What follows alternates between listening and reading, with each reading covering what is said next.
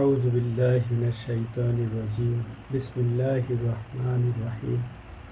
হযরত আবু হুরায়রা রাদিয়াল্লাহু থেকে বর্ণিত, তিনি বলেন, রাসূলুল্লাহ সাল্লাল্লাহু আলাইহি সাল্লাম ইরশাদ করেছেন, কোনো একটি দল আল্লাহর কোনো গৃহে সমবেত হয়ে আল্লাহর কিতাব পবিত্র কুরআন তেলাওয়াত করলে এবং নিজেদের মধ্যে তার আলোকপাত করলে অবশ্যম্ভাবী রূপে তাদের উপর প্রশান্তি অবতীর্ণ হয় এবং রহমত তাদেরকে আচ্ছন্ন করে ফেলে, আর ফেরেশতারা নিজেদের ডানা মেলে তাদের উপর ছায়া বিস্তার করেন এবং আল্লাহর নিকট যারা রয়েছে তাদের মধ্যে তিনি তার আলোচনা করেন।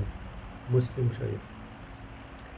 সম্মানিত ভিউয়ার্স, আসসালামু আলাইকুম ওয়া রাহমাতুল্লাহি ওয়া বারাকাতুহু।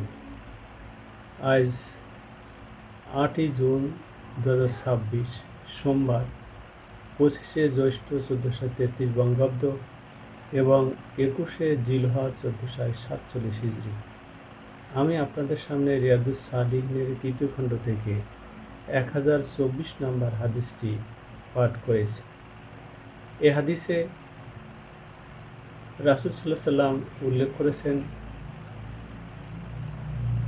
যে সকল ব্যক্তি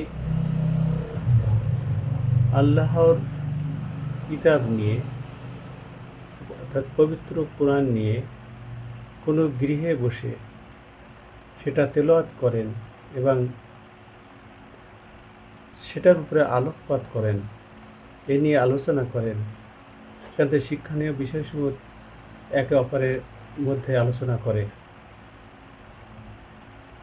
রাসূল বলছেন, এই সমস্ত ব্যক্তির জন্য আল্লাহ তাআলা রহমত বর্ষণ করেন, রহমতের ফেরেশতারা তাকে আচ্ছন্ন করে রাখে এবং আল্লাহ পাক নিকট যারা আছে তাদের সাথে এই সমস্ত ব্যক্তিবর্গ নিয়ে আলোচনা করেন।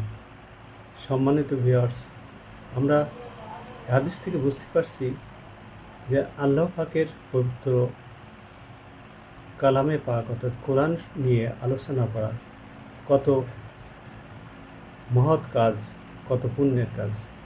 আল্লাহ পাক আমাদেরকে তার এই কোরআন তিলাওয়াত এবং তার থেকে শিক্ষা নেওয়ার জন্য একত্রিত হয়ে আলোচনা করার তৌফিক দান করুন। আমিন।